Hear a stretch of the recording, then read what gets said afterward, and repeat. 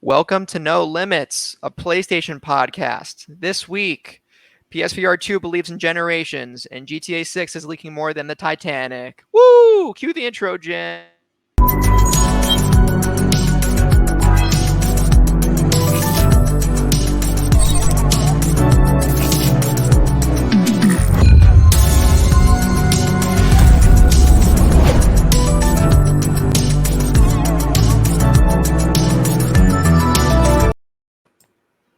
Hello, everyone. My name is Taylor, and you're listening to No Limits, a PlayStation podcast. I'm joined by my co-hosts, Brianna and Sam, on this lovely Sunday. And remember, you can find this podcast over at youtube.com/SaveTheGameMedia every Tuesday. While you're over there, make sure to subscribe to the channel. And patrons get No Limits early access. So get it by Monday at the latest. But if you'd rather listen to audio, we're on all your favorite podcast services and would love if you could leave us a review. It helps us grow, and we would love any feedback. If you'd like to interact with us more, including sending in questions, join the Discord with the link down in the show notes. Discord's been popping off recently, and it's great. Speaking of the Discord and Patreon, if you want to support us and get access to all Save the Game Media content, head over to patreon.com/SaveTheGameMedia and choose the tier that's right for you. Sorry, right for you. Can't speak. Just like our current patrons did. Bucky Blue, Hopple, Alpaca Tom, SAZ, Fabulous Brianna, Brianna's mom, Brianna's brother, Brianna's wife, Amon, and our newest patrons as of yesterday, September 17th, I believe, Anna Hudak. Anna, if I pronounce your last name wrong, please yell at me and berate me in capital letters. And Nikolai at Night. So please go to patreon.com/SaveTheGameMedia to check out all our Patreon exclusive content, including a monthly Nintendo show. It's called Save the Game Boy that myself, Kevin, and Ethan were on our first episode, and rotating hosts throughout the rest of it. Like, I'm sure Brianna might be on one, maybe Sam in the future. How about it? No, maybe Amon. And also The Leftovers, which is a gaming, fitness, cooking podcast all wrapped into one that's a passion project of mine that I'll be recording either later today or next week. And also, I believe, The Comic Corner with Amon, where he goes over the latest comics and things of that nature. So, yeah, and that's just, you get all those just for $1 a month. So it's pretty hard to say no to. And lastly, we're doing a God of War Ragnarok giveaway. To enter, tweet us or show us in the Discord that you are number one, subscribe to our YouTube channel, or review No Limits with a 5-star rating on Apple or Spotify. You get one entry for each of those things, offering non-patrons a maximum of 2 entries for the giveaway, and patrons get double the entries for a maximum of 4 entries per patron. So have at it, folks, and we'll announce the winners on a fun Wheel of Fortune corresponding to the number of entries each person has in October. And that ends October 3rd, which is, I believe, just over 2 weeks from this time of recording. So enter it, folks. It's going to be an awesome experience, and it is the PlayStation game, so great one. So with that said, how are we doing, Sam and Bree? I'm doing well, thank you. I'm keeping good. I'm busy as always, overworking myself, I'm sure. But no, there's some good stuff to talk about today, so I'm looking forward to it.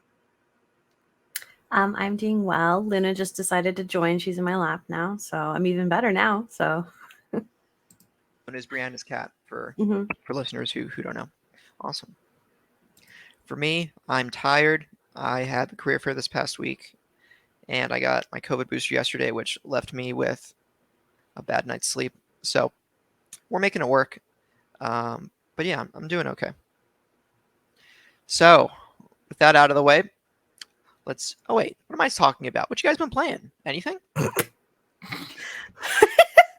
Not much.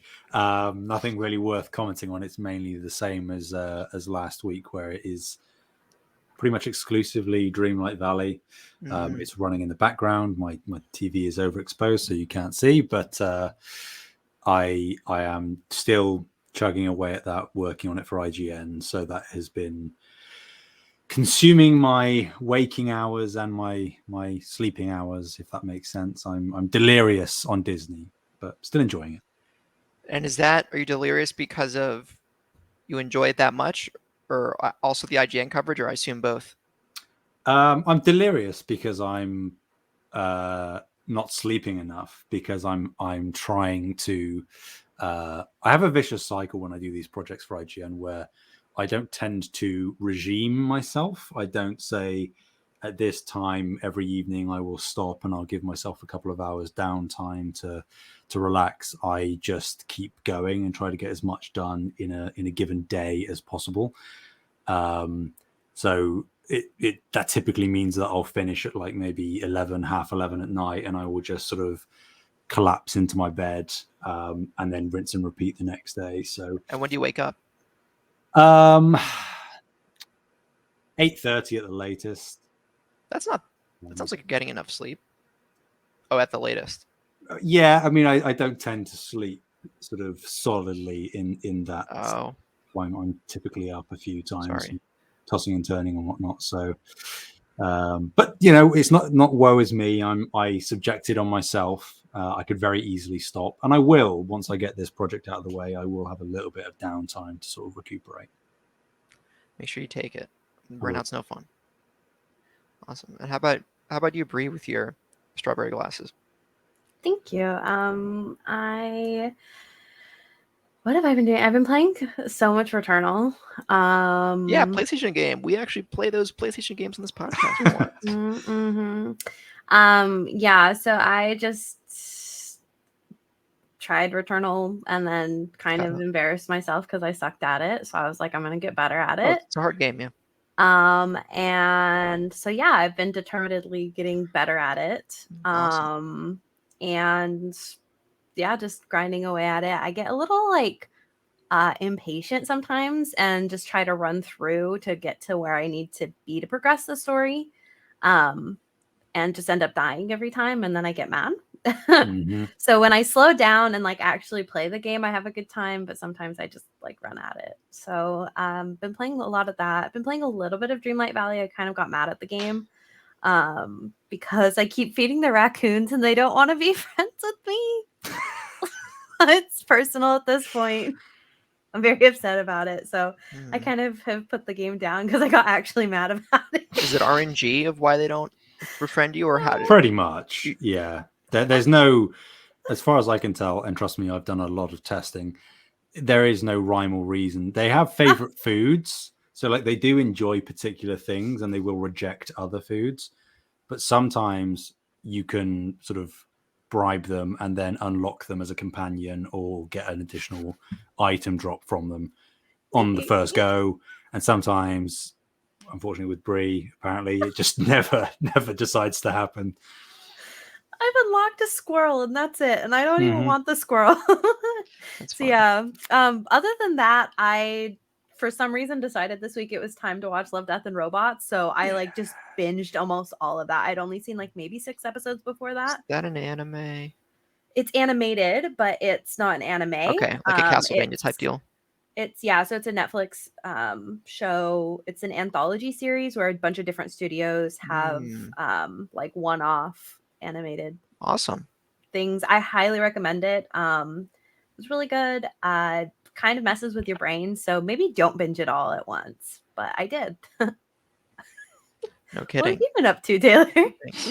So let's see. I haven't played much games this week because of the career fair, but I did play a little bit of continuing to play Breath of the Wild, just a little bit. There was like this, but let me back up. I've been playing Breath of the Wild, but I've been having this increasing hankering to get back to Ghost of Tsushima to finish it off and play the director's cut with all the haptics and the adaptive trigger stuff, because the director's cut is accessible versus, I mean, as a product of PS Plus Extra.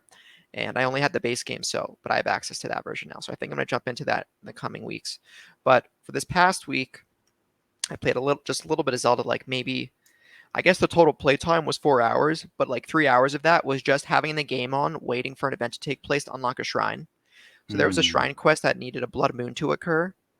And a blood moon is an environment in the game where when it goes nighttime, sometimes the moon will turn blood red, and then it respawns all the enemies in the game from bases and stuff like that. It's actually important for grinding for certain pieces of armor, apparently. But so the shrine quest was very obvious from the hints that you could only do it with a blood moon. And I must have spent like 45 minutes just doing the time skips at the campfire, when after looking it up, like, why isn't anything happening? Apparently, that doesn't work. You need to have the game on for a certain amount of time, like without skipping time, just have the game there on for like 2 hours and 48 minutes, apparently, before the blood moon triggers. So what I did was I was doing my homework then, and I just put the game on for idle on my other monitor, just waiting for it to go. And then eventually, at the corner of my eye, I saw the after probably 2.5 hours, I saw the particles start going red, and I'm like, "Oh, it's happening!" So then I finally got the shrine, and so in terms of total playtime, it might have been like 10 minutes of active playtime. In terms of idle playtime, maybe like 3 hours total, just for figuring it out. But that was funny. But yeah, like nothing besides that. But I want to get back into Ghost soon, so I think that's on my docket. Yeah, Yes. the Dark Souls is starting to speak my name, so I can feel the itch coming on. I'll probably go through all the games again shortly, so I get it. Oh, okay. I've never beat Dark Souls 3. I want to go back to it at some point. That's the only one I have beat.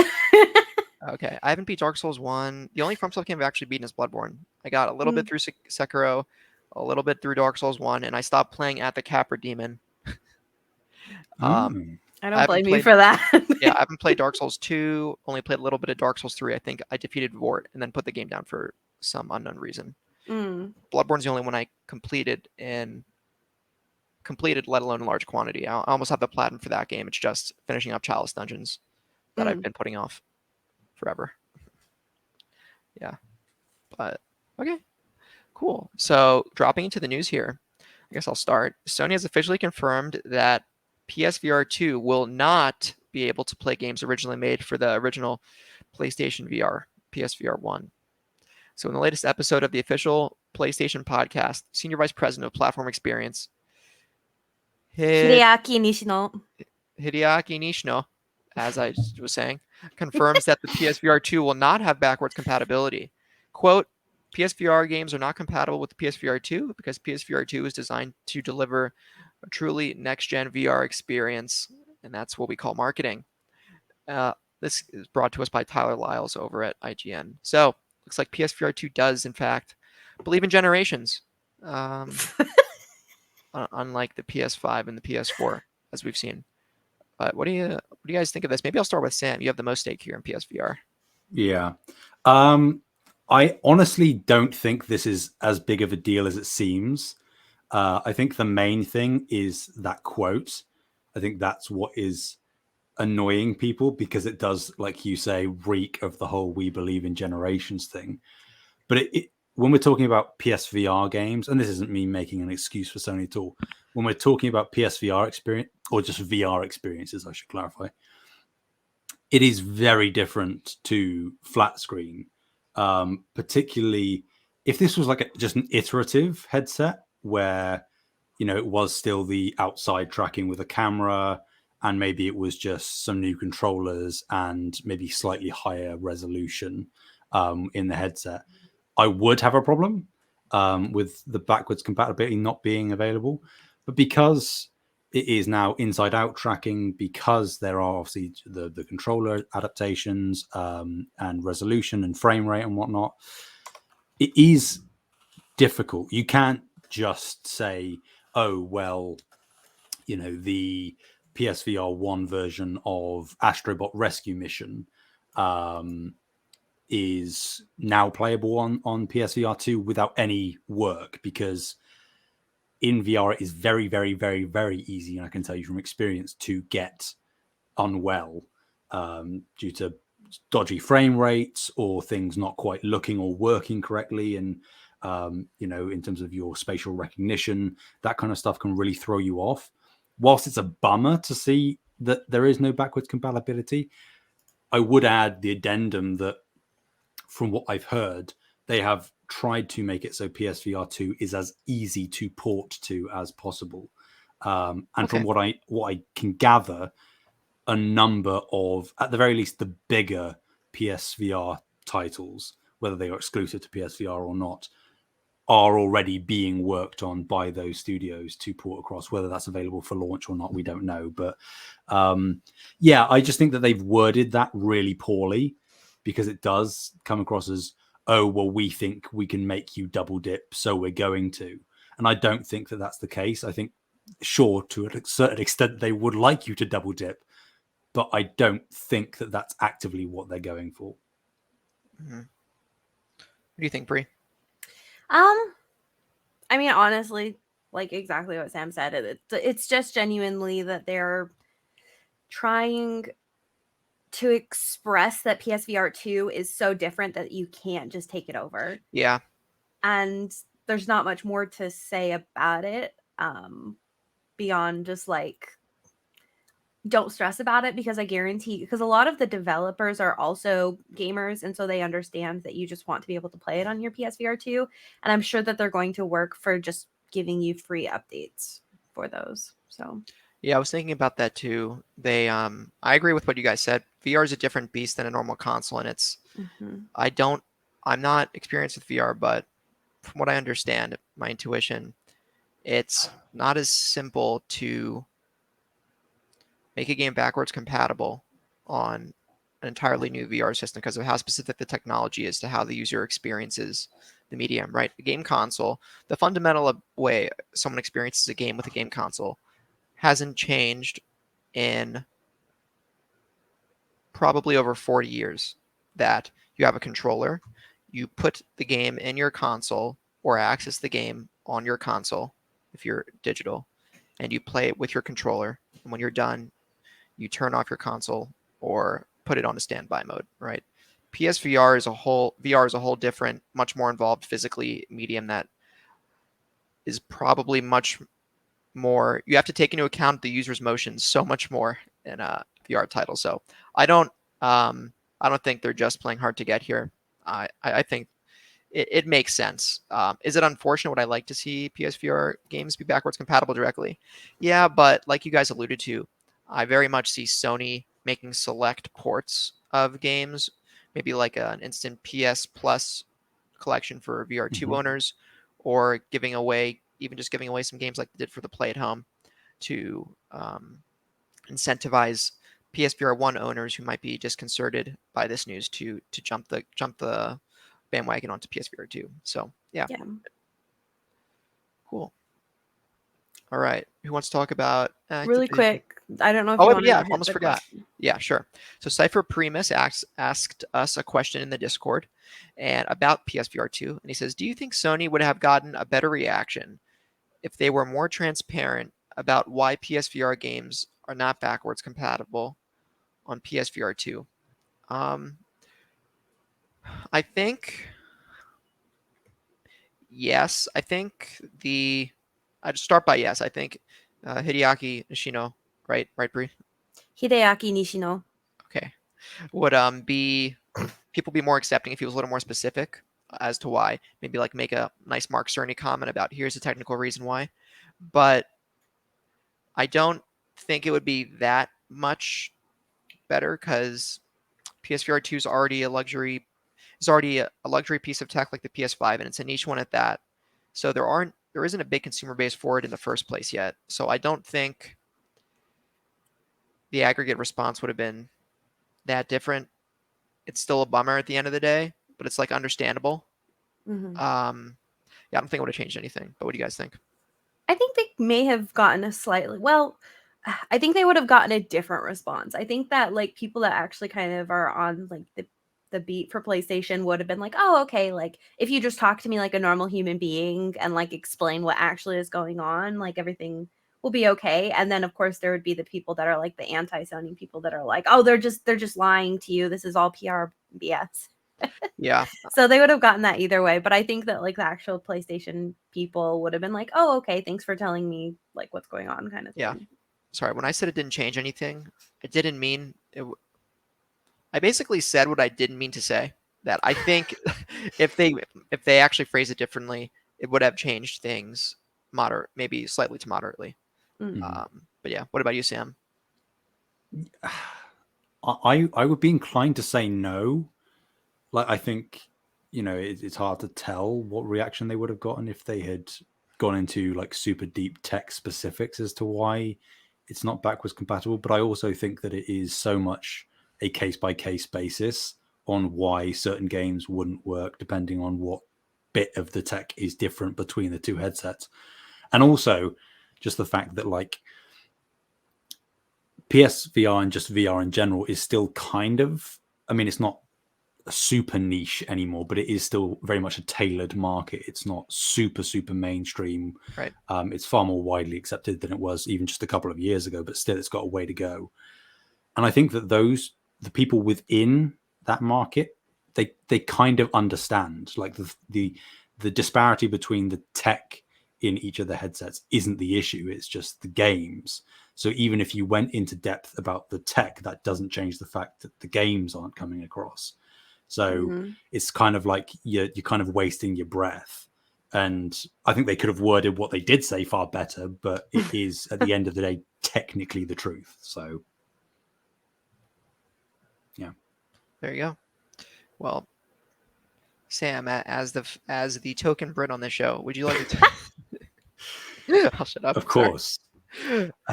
Would you like to talk about Microsoft Activision and I will investigations take in it. the UK? I will take it. So, yes, the Microsoft Activision Blizzard acquisition is expected to face deeper investigations in the UK EU, as it was announced earlier this month.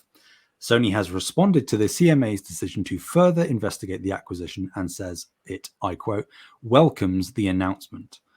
By giving Microsoft control of Activision games like Call of Duty, this deal would have major negative implications for gamers and the future of the gaming industry, the firm said in a statement to gamesindustry.biz.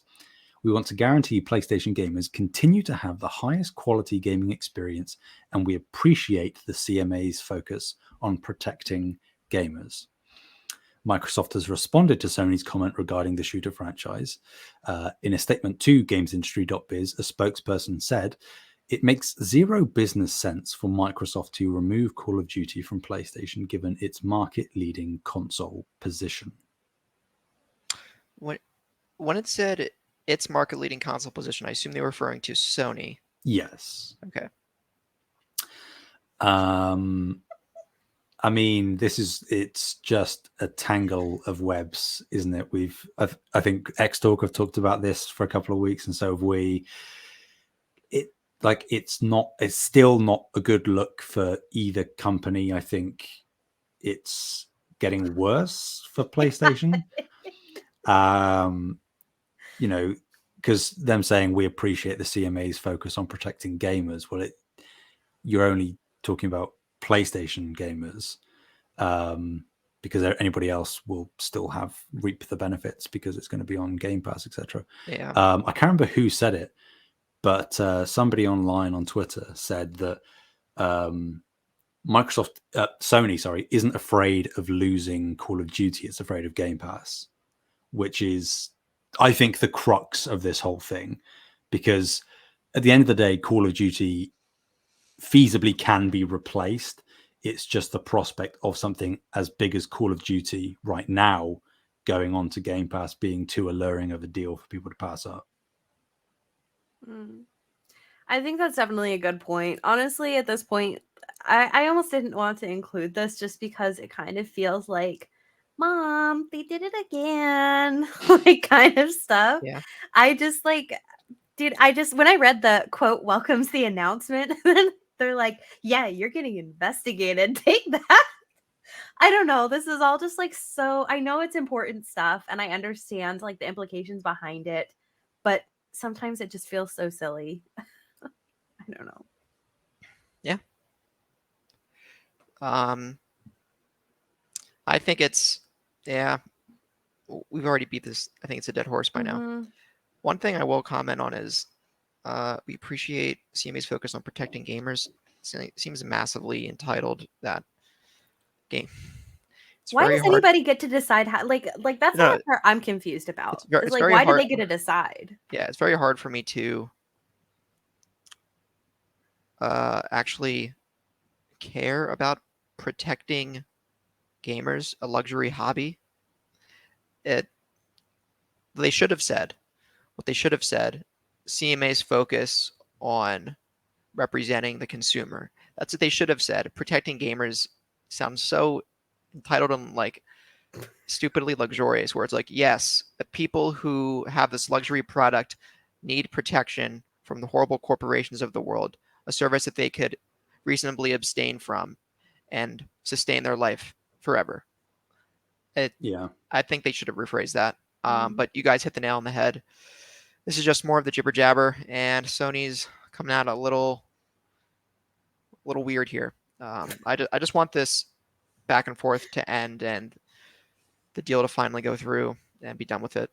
I think it's the last thing I'd say is, and I've thought about it a lot, is that Sony does an excellent job of trying to make everything all about them, and this is a perfect example of that. But at the end of the day, like, this type of deal absolutely does need to be investigated very, very thoroughly, because these are the kind of megaton moves that can shift the industry, not just for Sony, but just in general.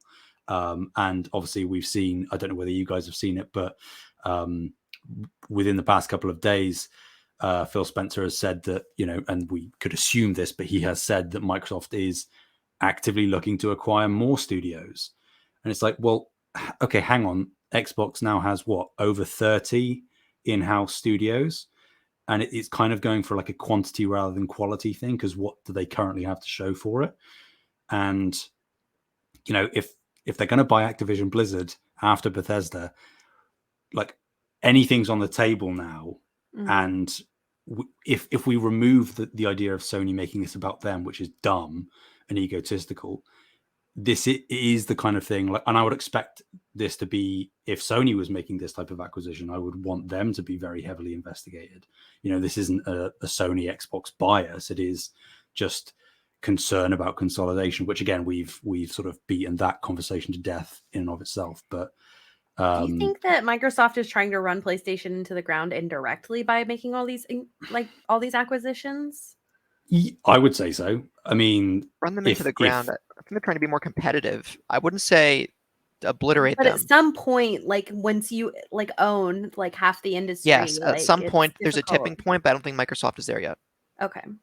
Yeah, I'd say they're obviously they're closer than ever before, and if Microsoft get the chance to deliver a killing blow, they will.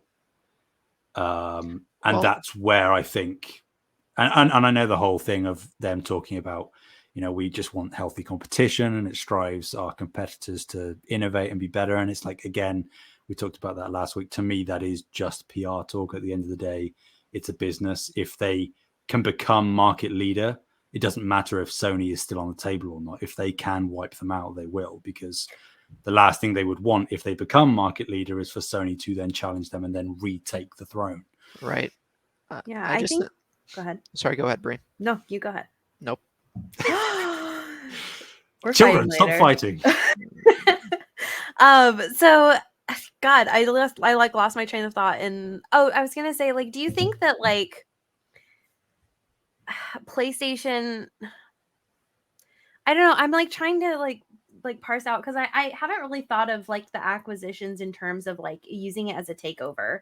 I think it's important to also like separate, like, a lot of the PR talk that we hear are like the actual humans that we're hearing versus like the corporations. So I think that like the corporation Xbox and the corporation Microsoft would want to deal a killing blow to PlayStation.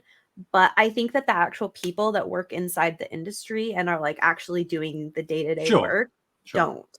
So I think it's like this weird dichotomy where it's like you can see the corporate stuff at work, but you can also see, like, because we see on Twitter all the time where they're like, congrats guys, like, and it's like devs reaching out back and forth to each other. So you see like this camaraderie across the industry. Right. But the corporations aren't reflecting that, and it's unfortunate. And the overall decisions, unfortunately, aren't down to the developers. They are down to your Phil Spencers and Jim Ryans of the world, who are disconnected significantly from the development process. Phil has a comp sci background, so he's more grounded to it, but Jim is a businessman through and through who happens to be at PlayStation right now. So it's nice to see, developers don't like to see other developers hit the dirt. But unfortunately, the decisions that decide if that happens or not are out of their control, unless they go on strike, which is a whole other conversation.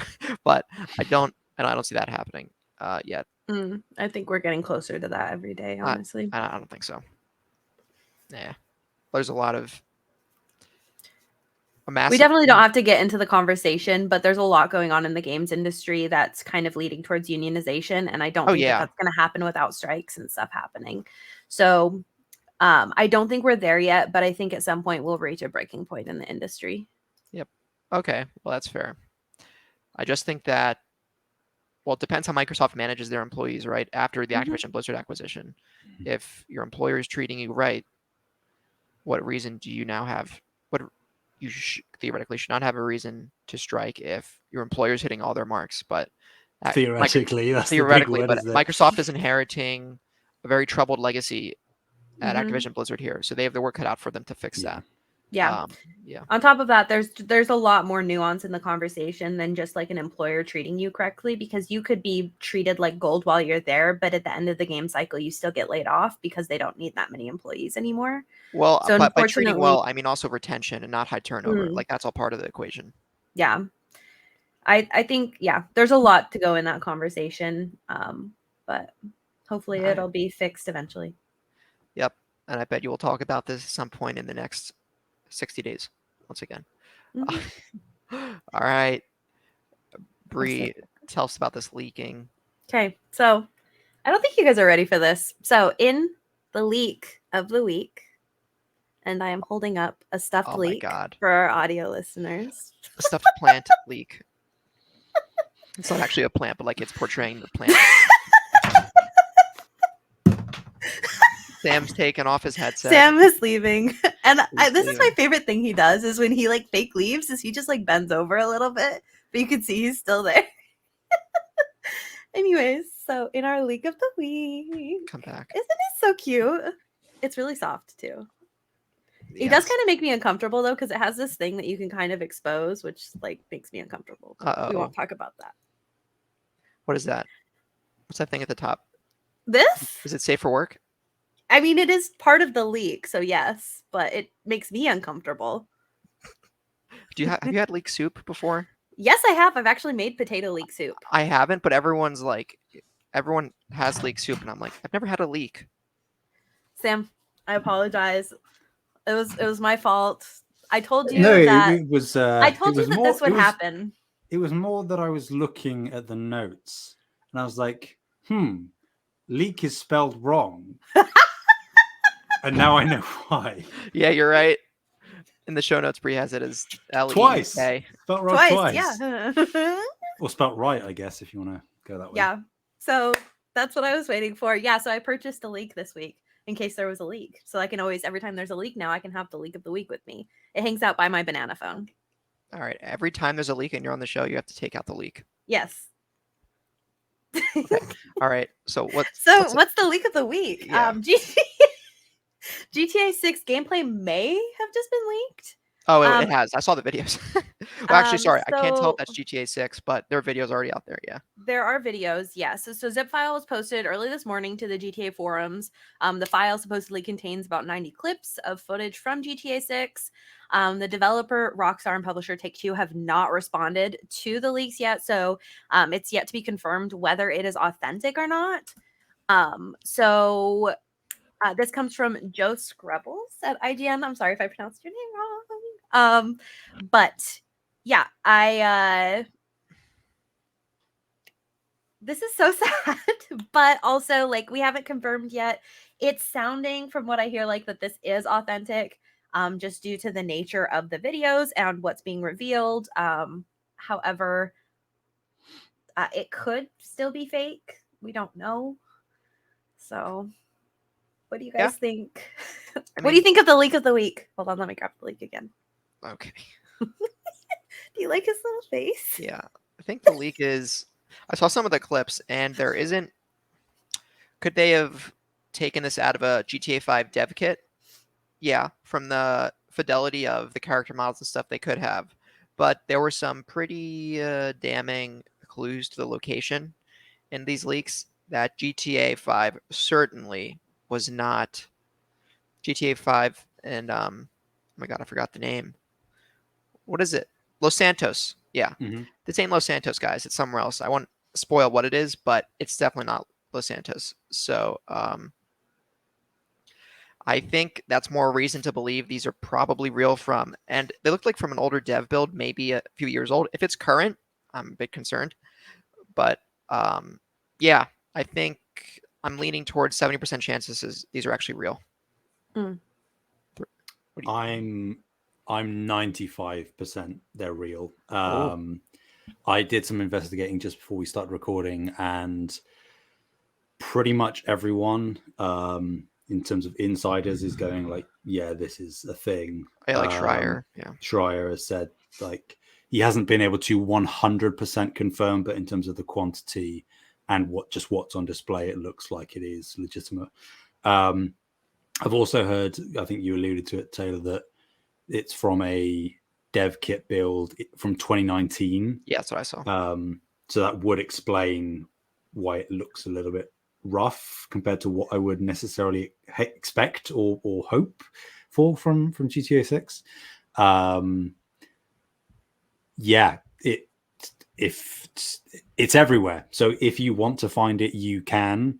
I would advise do not share it, because we do not know how aggressive Rockstar are going to be in terms of DMCAing stuff. There have been a lot of lawsuits and stuff in the past with Red Dead Redemption 2 leaks.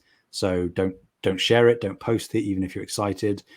And also, leaks just suck in general. We talked about that before.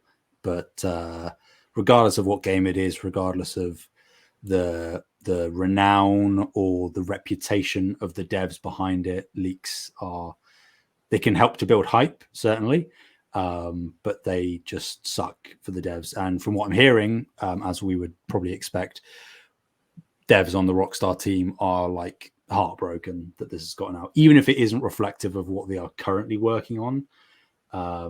They are very, very disappointed. So yeah, I guess I would assume the disappointment comes from they know there's almost a double agent from within. I don't imagine these leaks get out just from someone hacking a Rockstar database. I assume an employee comes home with a flash drive or something and uploads this. So do you think they're more disappointed the fact it leaked, or they're more disappointed that there is, for lack of a better term, a traitor somewhere in their development team? Because I think it's more the latter. I think it's going to be more that the leak happened at all. I think that in almost any studio, they kind of know that there are people that are like connected to the media. That's just unfortunately like the name of the game.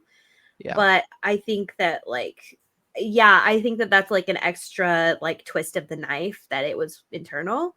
But I think that like all of their hard work being like leaked in general is just heartbreaking in and of itself. Okay. Yeah. So. I kind of don't think, this is me of a hot take, I never thought leaks were that, in aggregate, I never thought leaks were that bad. They only go to sell. The only downside of a leak is a false expectation. But other than that, it creates a lot of hype in the game enthusiast space. Free marketing for the game. In this case, I disagree. It gets me excited. So like seeing this, I was kind of excited to see that it is going to be taking place in where I think it is after all. But wouldn't that have been so much cooler in like a hype trailer of like first reveal? That's the thing. I feel like I would have had the same reaction whenever I got it, whether it was from a leak or from the trailer. Would it have been more presentable in trailer? Yeah, but for some people, what I just said doesn't hold water. Like, it's so much worse when you hear about it secondhand rather than seeing it from the creator themselves.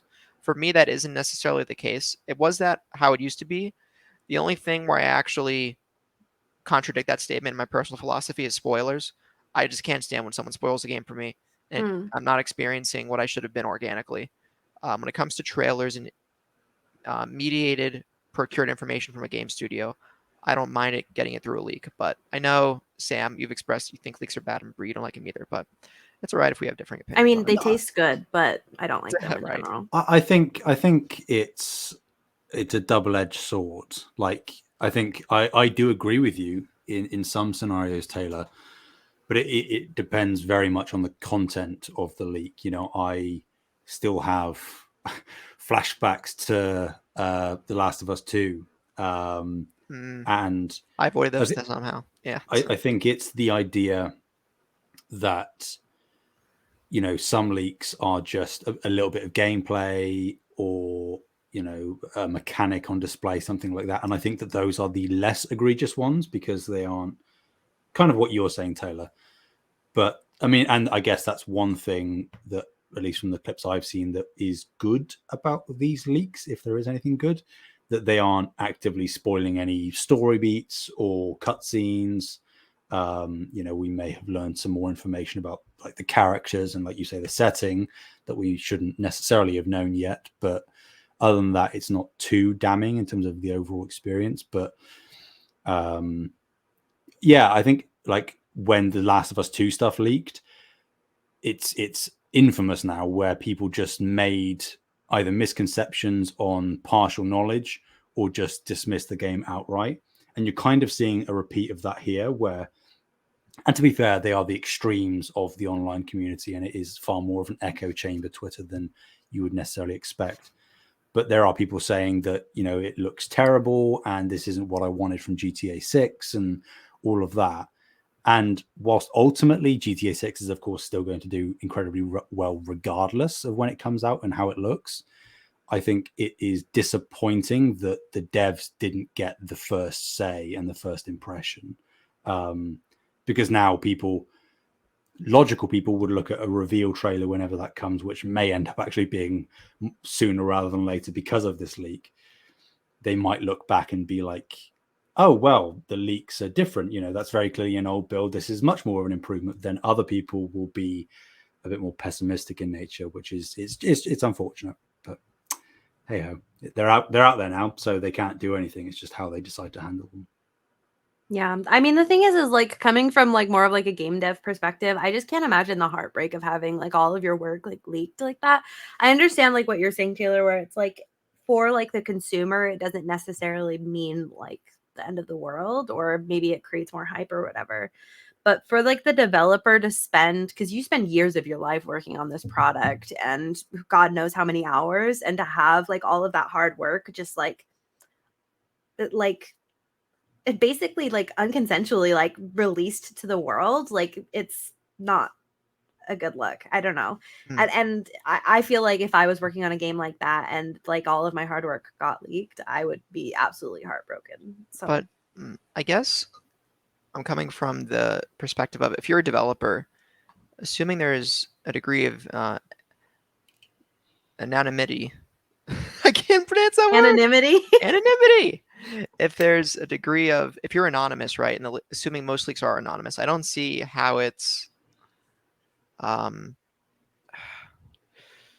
does it make you feel that exposed without any identifying information as a developer? If yes, there's some work you worked on in the past that you see got online, but there's no way it can be traced back to you. I'm not talking about the person that actually did the leak.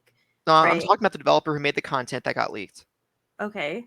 So like maybe then your coworkers, maybe you feel shameful from your coworkers. Is that, I guess I don't see where it gives a killing blow to, if you're a developer, assuming there's it's not about it being a killing blow though, right? not It's a killing blow. Like how does it detract from your work if there's no one that can identify it was the work was yours? I think it's less that, and it's more just that typically, and you would hope that most developers working on a game at least have some degree of passion towards that.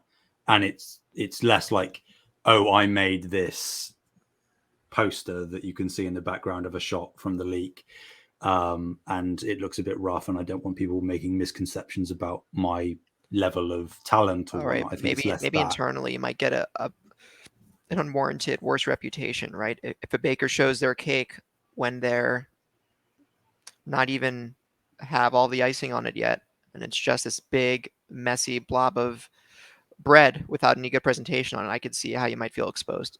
Yeah, I think it's less about individual developers seeing something that they worked on be leaked. It's more the idea of like the cohesive unit of a dev team being prematurely put on display, when it's kind of like if I mean, I don't have any experience of this, but I'm just going to make a hypothetical.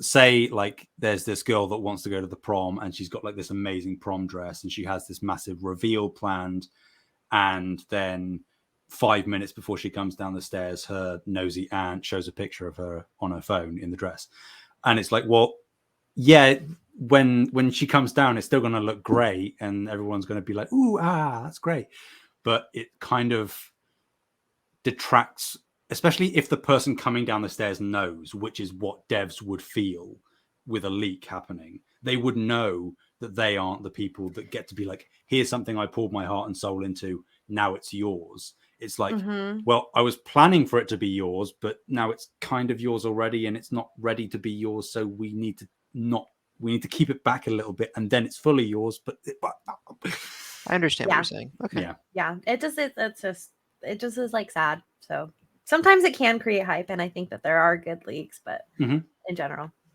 All right, sure. So in more fun news, games media has been hit by wave after wave of massive layoffs, unfortunately. G4 TV, known for their gaming programming from the early 2000s and recently revived in the past 12, 24 months or so, is estimated to have laid off 20 to 30 employees just in the past week. The UK publishing house Future announced a wave of layoffs across their many different news outlets. Fanbyte, the media website, also experienced a huge wave of layoffs, and Fanbyte, I believe, is Tencent owned. And this comes to us from Sam Desitoff, and in slightly more positive news, game devs on Twitter are trying to help cheer on their fellow developers. This is a trend going around where they are tweeting about studios that hired me and studios that turned me down or ghosted me, creating a plethora of public information available for cautious game developers looking for employment. That takes a lot of courage. That's great. Yeah, I think like for me, I personally, so I wanted to kind of like offset like all of the layoffs with like game devs kind of like helping each other, because I feel like we're getting a lot of negative news at the beginning here. So I just to like kind of, because I'm the one that did the doc this week, but that's kind of like what my idea was at, is that like, yeah, like it's kind of to be like, I don't know, for me it's like there's a lot of messages in that they're like, this is who hired me, this is who didn't hire me. It's a lot of like, don't give up, like your time will come in the games industry and stuff like that. So I felt that was like really like heartening, and it's like good to see something nice happening. But yeah, lots of layoffs. I think it's an unfortunate reality at the moment that, unwarranted or not, or should I say warranted or not, these media sites are shifting because of trends in terms of SEO. Like I know Fanbyte in particular laid off pretty much everyone except for people within the guides department, and that is now pretty much exactly what Fanbyte is going to be. I guess thank God I work in guides. Not that IGN would think wouldn't be hit by layoffs. At least not like anything major. It might be one or two, but then that's nothing new for any company. They're still the premier gaming news company. Yeah, exactly. And they get so much flow through from search engine stuff. So I think IGN are probably safe. But yeah, it's weird. Ultimately, I can't say I'm surprised, but it's more just the fact that, particularly Fanbyte, I will point out, like, we're kind of going one by one, eliminating people. They kind of did it really shitty too. Like, I don't know if you saw the stuff with like Imran Khan, where he was like literally working for them in a different country, and they fired him while he was asleep. Oh, Imran Khan worked for them. Oh, yeah, like it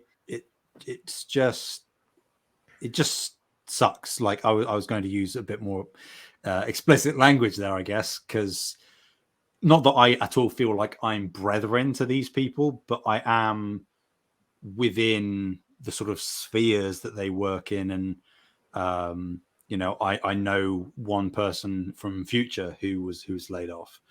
Yeah, you're a bystander.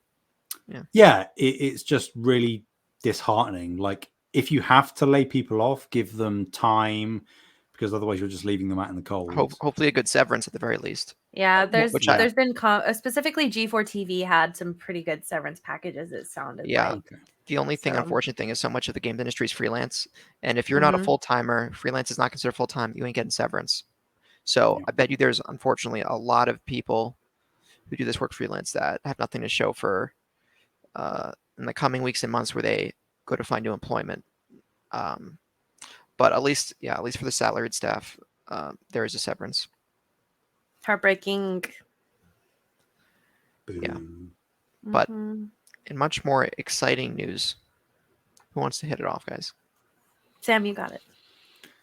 Ooh, we had a new state of play, everybody. Yes, this is what, Thursday, September 15th? That sounds correct. No, it was Wednesday. It was Tuesday. It was Tuesday. Yeah. Oh, you're right. It was Tuesday. Because both of them happened on Tuesday. Tuesday. The direct happened on the same day. Wow, my perception of time is up this week. But anyway, Sam, go on. How we want to tackle this, guys? We want to go through one by one and talk about them as we go, or should I just hit it all? Dive in? Hit them all. We will open at the close. Then we got a new God of War Ragnarok story trailer, alongside the announcement of a God of War DualSense exclusive design controller. PS5 is very excited for audio listeners. Yes. We got a new dystopian futuristic game called Singuality announced. Rise of the Ronin, a new action RPG from Team Ninja, was revealed. There was a new story revealed for Stellar Blade, which was formerly titled Project Eve. That was a previous PlayStation showcase, I believe. We got a first look at the digital collectibles as part of the PlayStation Stars loyalty program. Hogwarts Legacy was there with a Haunted Hogsmeade PlayStation exclusive quests shown. We got a look into Pacific Drive, which is a first-person driving survival post-apocalyptic game, which looks kind of cool. Like a Dragon. Ishin. There we go. I was just going to say Ishin, and I was like, well, that's going to be wrong. That was revealed and is coming out February 2023. And then 2 PSVR2 titles were unveiled. Demio, which is a tabletop dungeon crawler coming to PSVR2 and PS5 in 2023. And then an enhanced edition of Star Wars Tales from the Galaxy's Edge is also coming. And we started at the close. We are ending at the beginning. There was a first trailer for Tekken 8. What did we think of the state of play, guys? I know you live reacted, Brie, but thoughts? Thumbs up for me. It was good. It was kind of hard that it was on the same day as like Nintendo's. So I just like hard. What did you feel compelled to compare? Why was it hard? Yeah, exactly. Okay. It's almost like because I did live reacts for both of them, so it's really difficult to not compare. I think it was a fantastic state of play, but in comparison to the Nintendo Direct, it was like difficult. So yeah, that's what I'm saying. It's like it's hard. It was good. I'm also like a little bummed that I got to see so much of Ragnarok. I really didn't want to, but in the nature of just being part of the live react, unfortunately, got way too much revealed. It looks great.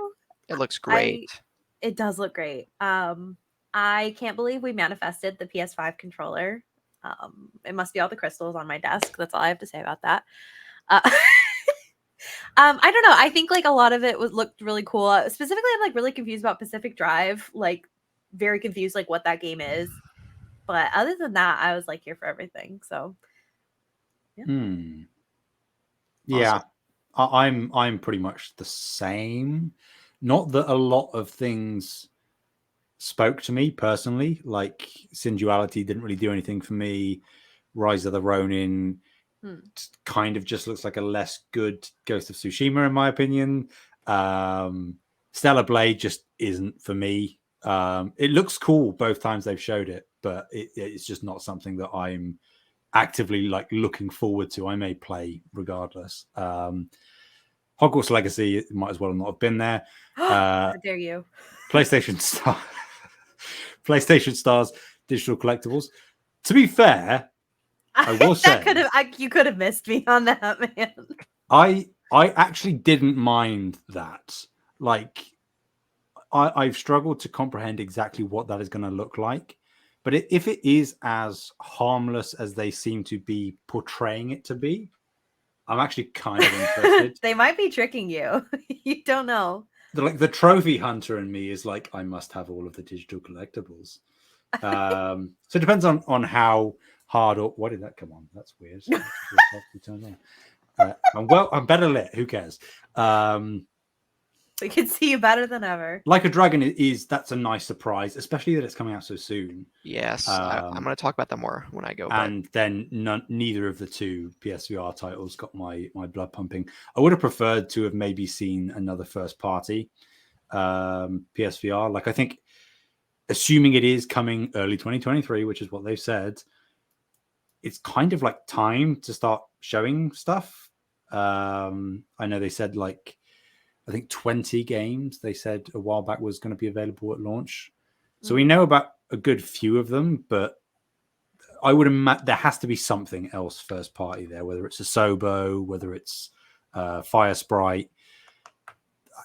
It just didn't do anything for me. And I'm with you that I could have done without seeing Ragnarok, but everything that they showed was excellent. Like I'm even more hyped, which I didn't think was possible. The trailer really did look so good. Kudos, the trailer looks fantastic. I don't want to take away from that. However, that very much felt like I just watched the whole movie kind of trailer.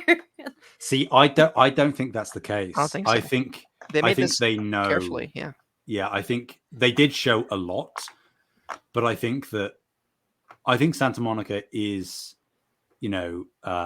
aware enough as a team that the biggest pull of particularly God of War 2018 and assumedly Ragnarok will be the narrative and the big wow moments, the twists, the reveals. Yeah, I think the part I was salty about was when I won't spoil the trailer, but there's a part where Atreus shoots something, and I was like, I can't believe you showed that in a trailer. Damn you.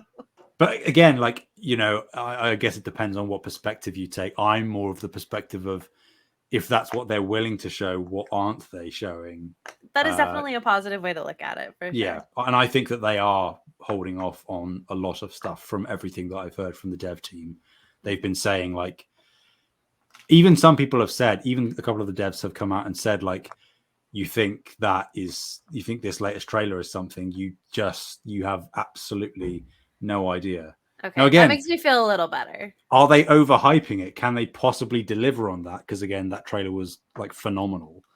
That's TBD. But I have faith in them that they know what they have in their hand delivered to us. So. Awesome. That's fair. What are you thinking, Taylor?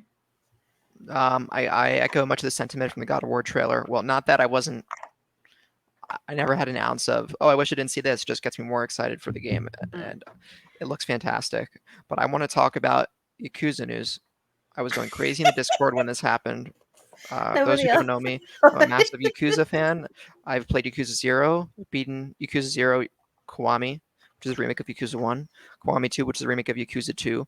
I've watched plot summaries for Yakuza 3 and 4, and I'm currently playing Yakuza 5, going in order after Yakuza 5, which was, fun fact, Yakuza 5 was originally meant to be the last game in the series before it was rebooted with Yakuza 0.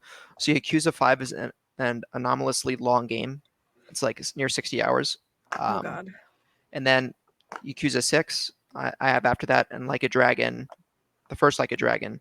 But I was talking to people in Discord over the past year and even just a week ago before the state of play was even announced, that how great would it be to see Yakuza Kenzan and Ishin localized to the West.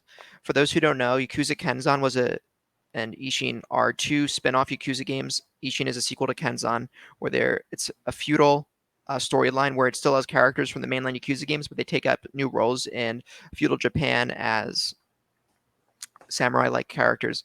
Kenzan is stuck in Japan on the PS3, and Ishin used to be stuck on Japan on the PS4. The fact they're localizing Ishin, let alone remaking it, I couldn't believe it.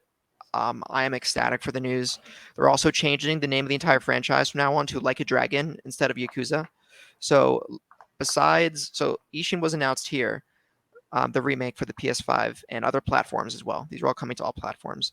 But also they announced in Ryu Gogotoku, I think that's how you pronounce it, RGG, I'll say from now on, the studio who makes Yakuza games, announced in their own in their own presentation that the sequel to Like a Dragon with Ichiban is coming, and it will involve Ichiban and Kuryu's coming back, the main protagonist of the 7 Yakuza games, 0 through 6. So that seems amazing. And also, Like a Dragon Gaiden is coming out, which will be an adventure showing us what has happened to Kuryu since his departure from the Yakuza games and Like a Dragon, where he takes real backseat to Ichiban. And also Judgment and Lost Judgment are coming to PC. So it was a huge Yakuza news blowout, and I was so ecstatic to see Ishin's getting localized. I'm beyond excited for it. It's one of the few niche franchises I follow, but I'm so excited to see it come to fruition. Also, I'd like to comment on Tekken 8. Looked excellent. I thought the gameplay of Tekken 8 was CGI, not in-engine, but it was in-engine combat-wise for a lot of the trailer, which was staggering. So I'm very interested to see how that game turns out. Just a spectacle. But yeah, those are my key takeaways. Yeah, I did want to say, like, specifically for the, like, I should have called it out. I wasn't thinking about it, but for like the Yakuza, like when the trailer started going, I was like, they're really like, because the way that they talk, it's like a particular type of slang that they use. And so I was like, this really sounds like Yakuza talking.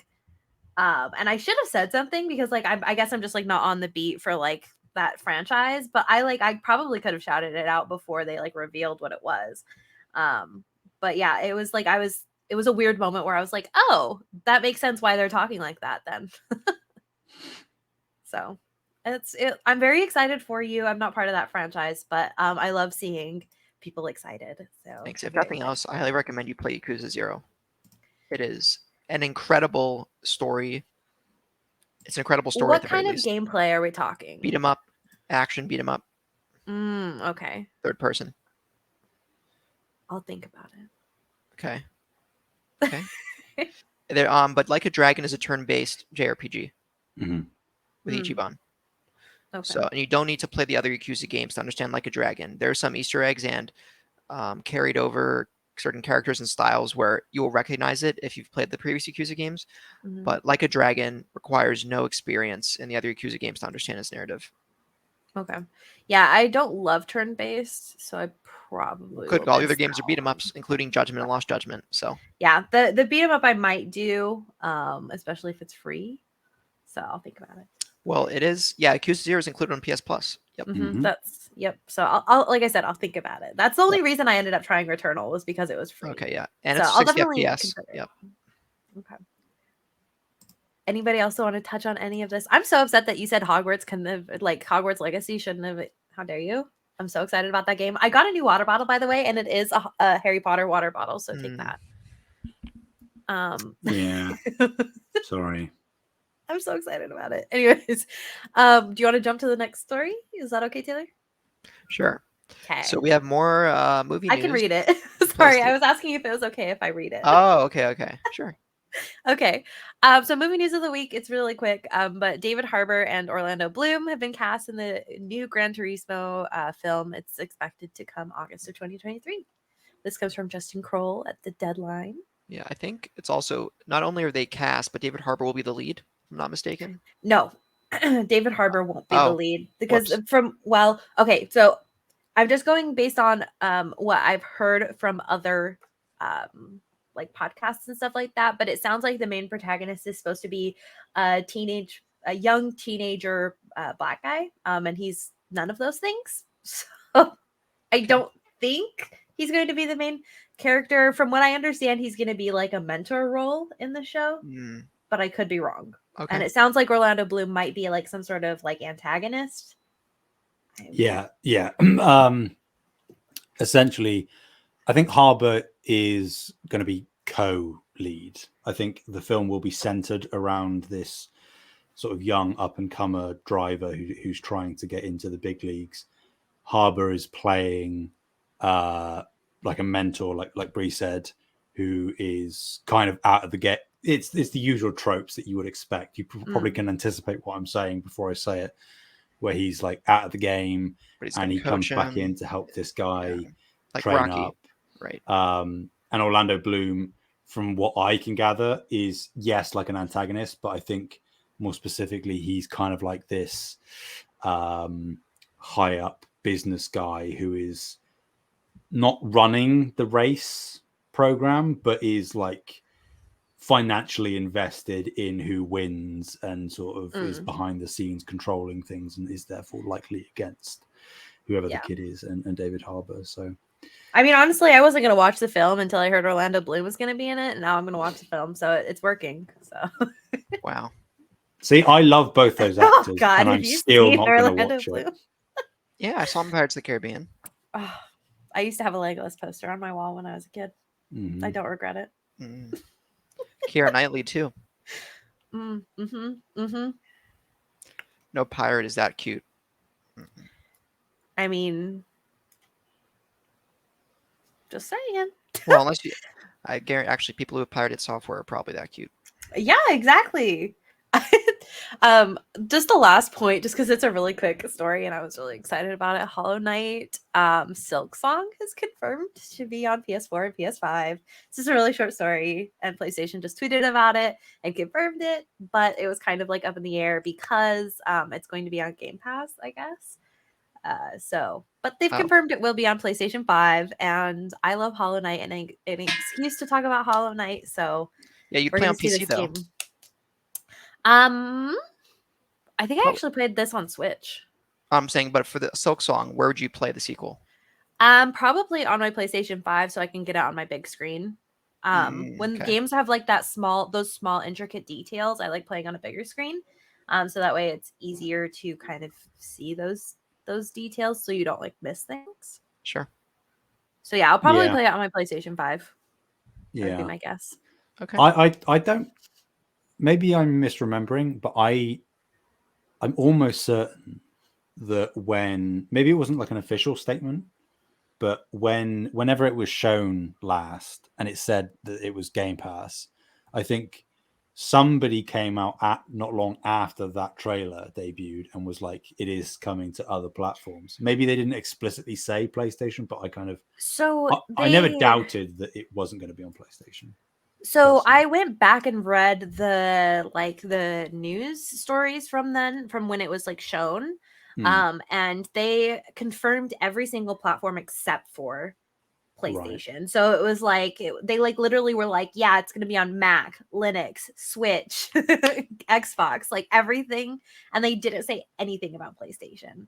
Okay. So I guess like they finally confirmed, because PlayStation just basically tweeted like, hey, it's been confirmed that it's going to be on PlayStation, and that's all that was really said.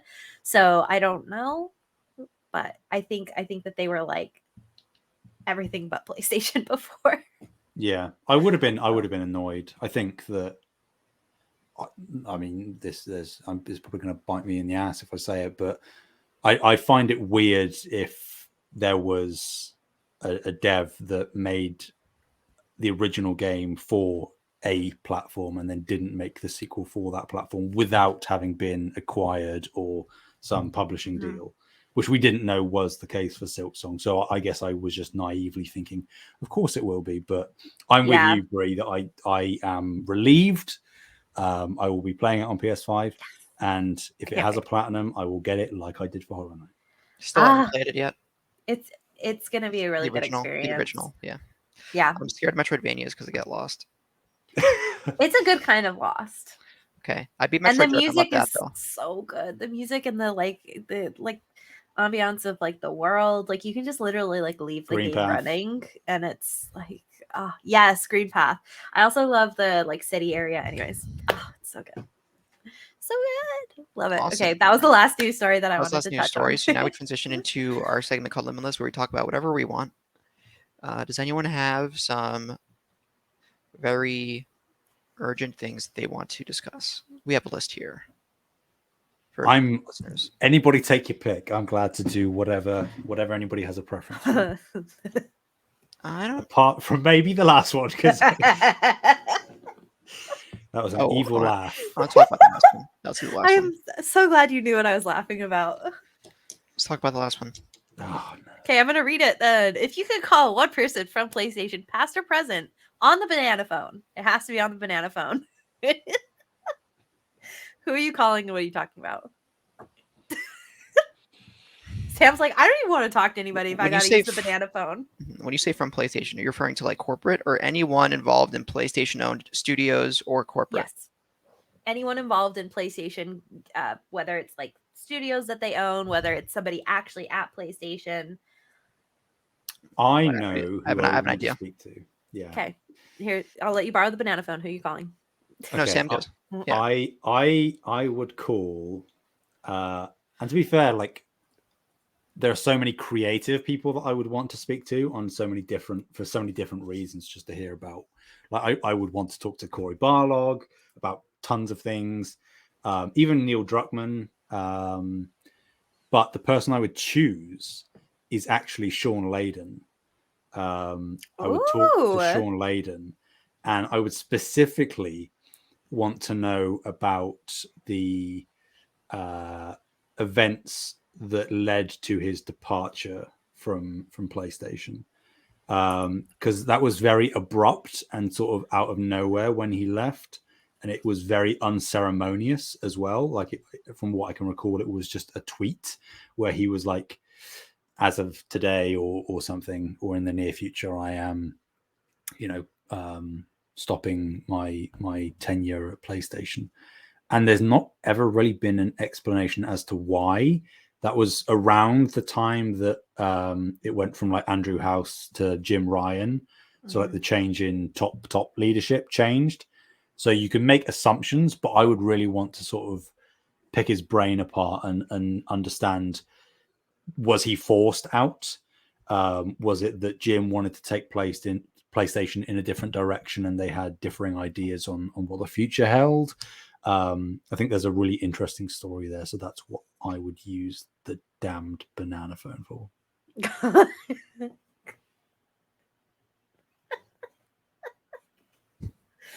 Taylor, who are you calling on the banana phone? So I'm gonna call Fumito Ueda, who, for those who don't know, it was the mastermind behind Ico, Shadow of the Colossus, or is it Ico? I think I, either. either, yeah. I've Ico, used both. Shadow of the think it's Colossus, Ico, but- and Last Guardian. I loved Shadow of the Colossus and The Last Guardian. Last Guardian specifically, I know a lot of people were mixed on it. I absolutely loved the game and personally connected with it a ton. It has the best interaction of an animal NPC to a player or actually the best NPC player interaction that I've had was in The Last Guardian. So I'd love to talk to him and pick his brain about how he designs his very artful games and the themes behind them. I played Shadow of the Colossus first time with the remake from 2018, and that was excellent as well. So I haven't played Ico yet, but I plan to emulate it one day. But I'd love to talk to him and just learn more about his process, his outlook on things, and how he designs his games, because they go deep in terms of not necessarily lore, but underlying meaning, symbology, things like that. So, Fumito Ueda. Nice. Okay, that's they're both great choices. Okay, so for mine, my initial thought was Neil Druckmann.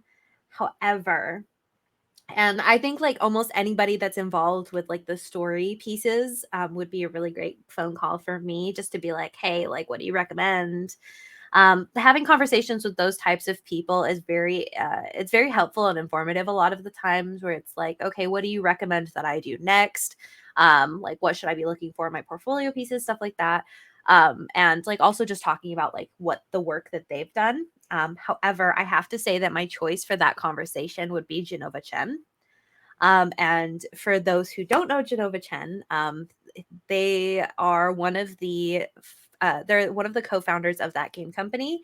So they did Flow, Flower, Journey, Cloud, Sky, all of that stuff. Genova Chen is one of the best subtle storytellers that I've ever seen and come across. And so just being able to pick their brain about like where does this come from? I don't know, just be able to sit and like chat with them about like those games, about their journey, about like their storytelling skills. I just feel like would be really helpful and informative. Even if I want to write something that's a little bit more story heavy, such as like The Last of Us, I feel like pulling from somebody like Genova Chen, where you get those like almost hidden pieces of story, would be really great. So that's who I'm calling on the banana phone. Nice. You guys want to hit one more, or you guys want to be done? Awesome. I think I'd like to be done just because I'm tired. And it's nothing to do with you guys, just the COVID vaccine and the It's past catching week. up with It's you. everything to do with us. Yeah, you're right. I hate you. I know. So yeah, we can cross off the banana phone. Great. We can. Great. Actually, Thank we can God. extend this into a running joke where we talk the banana phone, but for separate companies. I don't think so. Let's get rid of Yeah, banana it's a phone. Let's great just idea, make sure it's Sam. gone. Yeah, we're gonna do You're that. lucky. Next time it's gonna be Donkey Kong on the banana phone. Yeah. I love No, banana don't, phone. no. Yeah, we can do that. It's cool. I Yeah, like the but banana phone. I'm with Bree here. But anyway, guys, thank you so much for listening. You can find us on Yes. youtube.com/SaveTheGameMedia or Twitter at SaveGameMedia. Don't forget to check out our Discord again if you want to hang out. Links are in the show notes. Where can people find you, Bree? You can find me at Fabulous Brianna, FABULIST BREANNA. Awesome. How about you, Sam? People can find me on Twitter at Sam Heaney. That's HEANEY. Cool. All right, you guys can find me on MySpace at. No, I'm just kidding. I don't have a Twitter. I never had a MySpace. but I do go on Discord often, so you can find me on Discord as Taylor. You also might know me in other communities like Carpool Gaming or PSVG as TPR, or even Trevor. Thanks to Ryan Turford. Go to the Carpool Gaming Discord if you want the story on that. And you can find me on PlayStation at Mr. Carter9. I figured I'd include this. So it's Mr. MR Carter9, the word 9 spelled out, all one word. But yeah. And the rest of my Switch info and Steam info and Xbox info is all on the Squad Up channel on the Discord. So check out the Discord. But yeah. Until next time, thanks everyone. Bye-bye. Bye. Peace.